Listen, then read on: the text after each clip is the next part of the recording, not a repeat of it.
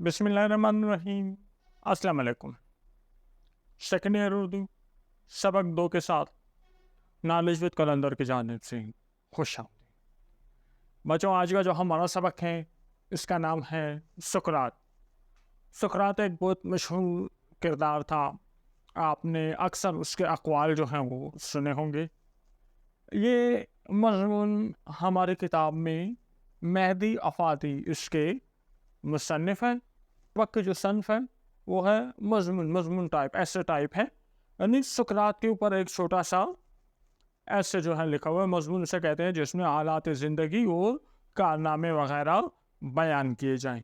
تو اس سبق میں ہم سقراط کے حالات زندگی اور ان کے دیگر جو کارنامے وغیرہ ہیں ان پہ بات کریں گے، اور یہ سبق ماخوذ ہے، لیا گیا ہے افادات مہدی سے۔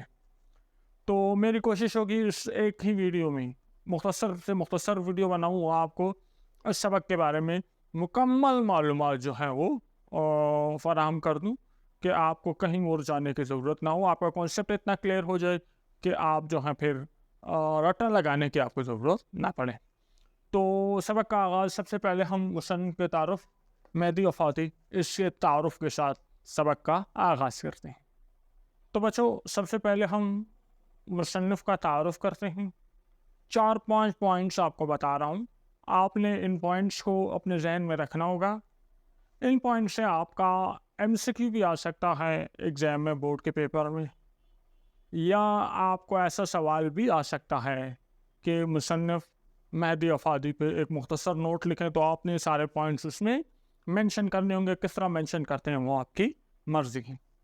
تو مہدی افادی کے تعارف ہے، پیدائش آپ کی 1857 میں گورکھپور کے مقام پر ہوئی۔ ایک مشہور شاعر ہے فراق گورکھپوری، وہ بھی یہیں کے ہیں۔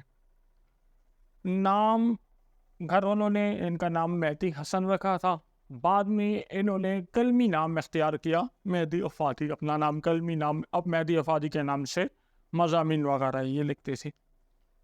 وفات ہوئی ان کی 1921 میں، اور ان کی عمر تھی 46 برس کی عمر میں 1921 میں وفات پا گئی۔ یہ تاریخیں یاد رکھنی ہے، ٹھیک ہے۔ ان کی ادبی خدمات ہے تو یہ زندہ دلی اور ظرافت کے معاملے میں مشہور تھے، یعنی ان کی جو تحریر ہے ان میں ہمیں زندہ دلی اور ظرافت کی جھلک نظر آتی ہے۔ اس کے علاوہ یہ اردو زبان کی رومانی تحریک کے محرکین میں سے بھی تھے۔ اس کے علاوہ ان کے ایک مضامین کا مجموعہ شائع ہوا ہے جس کا نام ہے افادات مہدی، جو ان کی وفات کے بعد ان کی اہلیہ نے شائع کروایا تھا۔ تو یہ پوائنٹس امید ہے آپ کو ذہن میں بیٹھ گئے ہوں گے، اپنے ساتھ کاپی پینسل رکھ لیں تو آپ نوٹ کر لیں تو زیادہ اچھا ہوگا۔ اب ہم اگلے مرحلے پہ اس سبق کے کچھ مشکل الفاظ ہیں اس کے معنی آپ کے ساتھ ڈسکس کرتے ہیں۔ سبق کے آغاز میں سب سے پہلے ہم اس سبق میں جو مشکل الفاظ ہیں اس میں سے کچھ الفاظ کے معنی آپ کو سمجھاتے ہیں۔ بچوں، ایک لغت اپنے موبائل میں ڈاؤن لوڈ کر لیں یا جس کے پاس ہارڈ میں ہو تو وہ اپنے پاس ضرور رکھیں۔ جو مشکل لفظ دیکھیں لغت میں جا کے اس کا معنی فوراً دیکھیں، رٹا لگانے کی ضرورت نہیں ہے، آپ کو لفظ کا معنی آنا چاہیے۔ اچھا، یہ کچھ مشکل الفاظ ہیں۔ وحید عصر، عصر کہتے ہیں زمانے کو، وحید بے مثال کو کہتے ہیں، تو وحید عصر ہو گیا زمانے میں بے مثال۔ اپنے ساتھ نوٹ کر۔ حجو، حجو کہتے ہیں برائی کرنے کو، کسی کو برا بھلا کہیں تو اس کو ہم ایسی نظم لکھی جائے جس میں کسی کو برا بھلا کیا جائے، اس کو حجو کہتے ہیں۔ پھر لفظ خوگر، خوگر کہتے ہیں آدھی کو۔ اگلا لفظ ہے فلسفیانہ نکتہ سنجیہ۔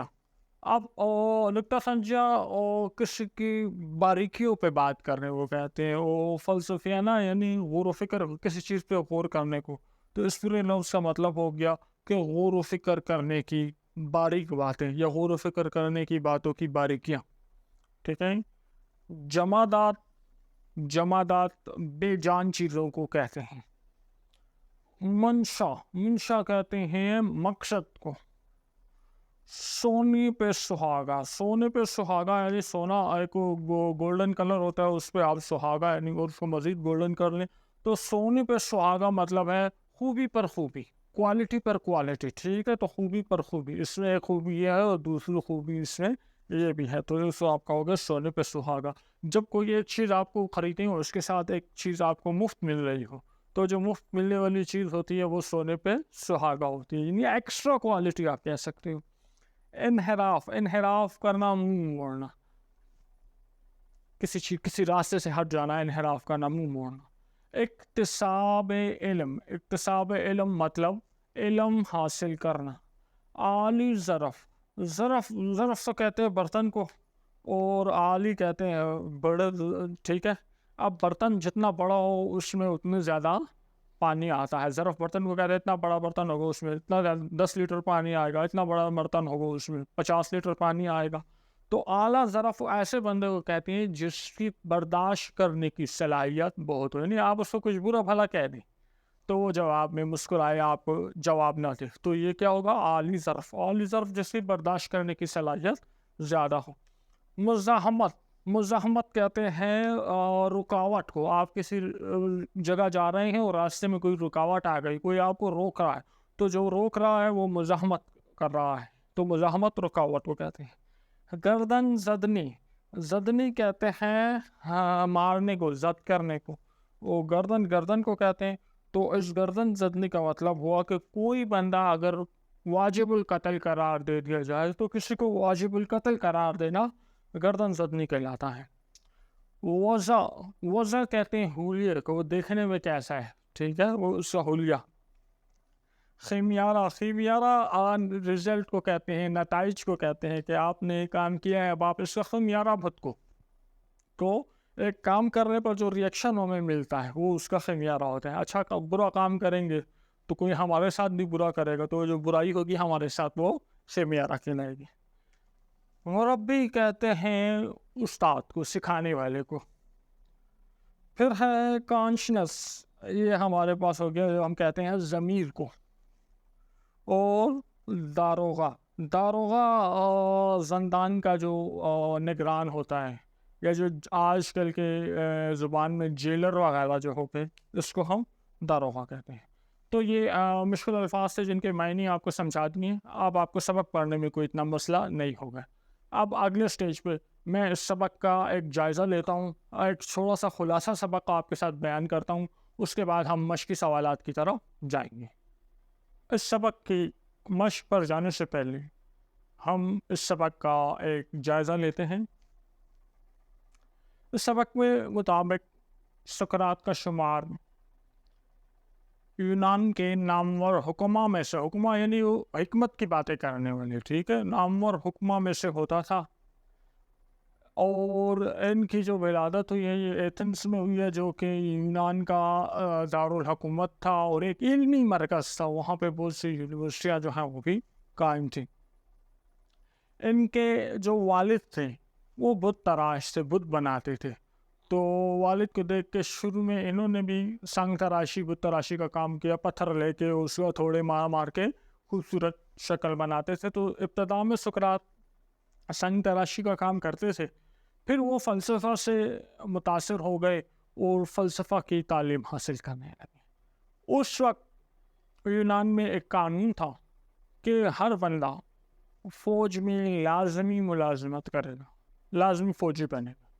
तो इस कानून के मुताबिक सुकरात फ़ौज में भर्ती हो गए, और फ़ौज में शामिल होने के बाद उन्होंने जंग में हिस्सा लिया और जंग में बहुत सारे कारनामे जो हैं अंजाम दिए। और इन्होंने जंग में एक ज़नूफ़न और एल्सी बाइडिस नामी दो अफराद हैं, इनकी जान भी बचाई, तो इनकी जान बचा के बहुत मशहूर हो गए। जंग से वापस आने के बाद सुकरात तब्दील हो गया एक नया सुकरात में। सुकरात ने खाने और लिबास में सादगी इख्तियार कर ली। उसके बाद सुकरात ने फ़लसफ़ियाना तहरीरें लिखना शुरू कर दी, फ़लसफ़ियाना बातें करना शुरू कर दी, फ़लसफ़े की तालीम देना शुरू कर दी।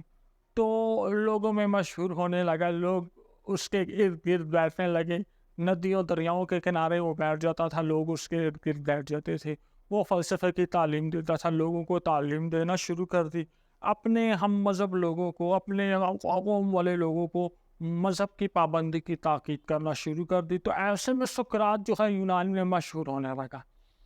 جب سقراط یونان میں مشہور ہونے لگا تو اس سے لوگ جلنے لگے، لوگ حاسد کرنے لگے، تو حاسدوں نے اس کے خلاف باتیں نکالنی شروع کی، اس کے خلاف ایک ہجو لکھی گئی، ایک نظم لکھی گئی، اس سے الزامات لگائے گئے۔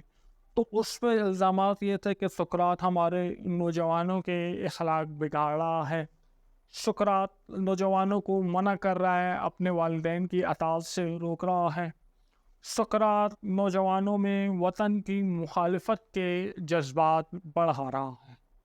ان الزامات کے بعد سقراط پر ان الزامات کی بیس پہ مقدمہ ہوا اور عدالت نے اس کو موت کی سزا سنا دی۔ تو اس زمانے میں یونان میں موت کی سزا دینے کا طریقہ تھا، ایک زہر کا پیالہ پلایا جاتا تھا، تو قانون کے مطابق سقراط کو بھی زہر کا پیالہ جو ہے پلایا گیا، اور یہاں پہ اس طرح ہوا کہ سقراط سے جو بہت محبت کرتے تھے، تو جب اس کو زندان میں بند کر دیا گیا، جیل میں بند کر دیا گیا، تو جیلر تھا وہ بھی اس کا فین تھا، اس نے جیل کا دروازہ کھول دیا، سقراط کو کہا جی آپ جاؤ، بھاگ جاؤ، اس نے کہا نہیں میں نہیں بھاگوں گا، اور اس نے خوشی خوشی زہر کا پیالہ پی لیا۔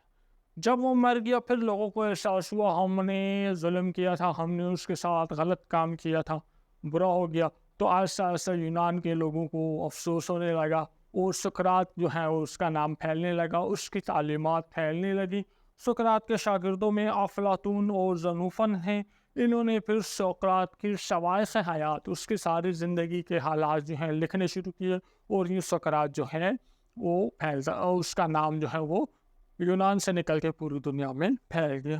اس کے ایک اہم بات جو اس مضمون میں ہے وہ سقراط کی بد مزاج بیوی کا ذکر ہے، کہ سقراط نے شادی کی تھی اور اس کی بیوی جس طرح پاکستانی بیویاں ہوتی ہیں بالکل ویسی بیوی اس کو ملی تھی، بات بات پہ لڑنے والی، بات بات پہ نکتہ چینی کرنے والی، بحث کرنے والی۔ تو لیکن سقراط نے کیا کیا، سقراط نے اپنی بیوی کو نرم مزاج تھا، تو اس نے بیوی کے سارے ظلم، ساری زیادتیاں برداشت کر لی۔ تو دیکھیں ہر کامیاب مرد کے پیچھے ایک عورت کا ہاتھ ہوتا ہے، تو سقراط کی کامیابی کے پیچھے بھی اس کی بد مزاج بیوی تھی۔ تو یہ بات پیپر میں نہیں لکھنی، ویسے کہہ رہا ہوں۔ تو سقراط نے اپنی بیوی کے طنز ظلم برداشت کیے، تو اس برداشت سے اس کی پرسنالٹی اتنی ڈیولپ ہو گئی کہ وہ کیا ہو گیا، وہ سقراط بن کے پوری دنیا پہ چھا گیا۔ سقراط کی بد مزاج بیوی کے تذکرے کے بعد آخر میں اس سبق میں سقراط کی کچھ تعلیمات کا ذکر کیا گیا ہے، جس کے مطابق سقراط کی تعلیمات کیا تھیں۔ سقراط کی تعلیمات، پہلی جو تعلیم تھی جو تھی اپنے دوستوں کو تاکید کرتا تھا پابندی مذہب کی، کہ آپ اپنی مذہب کی پابندی کریں، مذہب نے جن کاموں کا حکم دیا وہ کریں، جن سے منع کیا وہ روکیں۔ سقراط وقت کی قدر کرتا تھا، اور وہ وقت ضائع کرنے کے بہت خلاف تھا۔ وہ کہتا تھا آج کا دن اس لیے ضائع کر دیں اس امید میں کہ میرا کل کا دن اچھا ہوگا، تو یہ بہت غلط بات ہے، آپ نے آج کے دن کو بھی یوز کرنا ہے، استعمال کرنا ہے۔ سقراط حصول علم کے لیے کسی عمر کا قائل نہیں تھا، جو کہتے ہیں نا وہ چھوٹے بچے ہیں بس یہ علم حاصل کرنے کی عمر ہے، بعد میں نہیں۔ سقراط کہتا تھا نہیں، ہر عمر کا بندہ، بچہ ہو، جوان ہو، بوڑھا ہو، سب جو ہیں وہ حصول علم کریں، علم حاصل کریں۔ اس کے علاوہ سقراط جو جاہل لوگ تھے ان کو واجب الرحم سمجھتا تھا، وہ لوگ جس کا کوئی استاد نہیں ہوتا تھا، تو ایسے لوگوں کو وہ بہت ہمدردی کرتا تھا، یار اس کا تو کوئی استاد نہیں ہے، یہ جاہل ہے، تشدد کی باتیں کرتا ہے، تو سقراط سمجھتا تھا کہ یہ رحم کرنے کے قابل ہے۔ سقراط کہتا تھا کہ دشمن کے ساتھ بھی اچھا برتاؤ کرنا چاہیے، اور سقراط اپنے ضمیر کی پیروی کی تعلیمات دیتا تھا، یعنی آپ کوئی کام کر رہے ہیں تو آپ دیکھیں آپ کے اندر سے کیا آواز آ رہی ہے، آپ کو اندر سے آواز آ رہی ہے کہ نہیں یہ کام مت کرو، یہ ظلم ہے، تو آپ کو وہ کام نہیں کرنا چاہیے۔ تو یہ سارا ہمارا سقراط سبق کا خلاصہ تھا۔ انشاءاللہ میں لکھا ہوا خلاصہ جو ہے وہ بھی آپ کو آگے دکھا دوں گا، لیکن ان پوائنٹس کو آپ اگر سمجھ گئے ہیں تو یہ سبق آپ کو اچھی طرح سمجھ آ گیا۔ اب اگر آپ سبق پڑھ لیں تو آپ کو اندازہ ہوگا کہ آپ پوائنٹس جو ہیں آپ کے ذہن میں بیٹھ چکے ہیں۔ اب ہم اگلے حصے کی طرف جاتے ہیں۔ سب سے پہلے ہم کچھ معروضی سوالات آپ کے ساتھ ڈسکس کریں گے کہ ایم سی کیو جو بورڈ کے پیپر میں آ جاتے ہیں 4 آپشن ہوتے ہیں، تو میں 4 آپشن تو نہیں دوں گا، میں سوال اور جو ممکنہ سوال اور اس کا جواب ہے وہ آپ کو بتا دوں گا، تو ہو سکتا ہے بورڈ کے پیپر میں آپ کو تھوڑے سے ہیلپ جو ہے اس سے مل جائے، اور اس کے بعد مشق میں جو سوالات ہیں اس کو ہم سالو کریں گے۔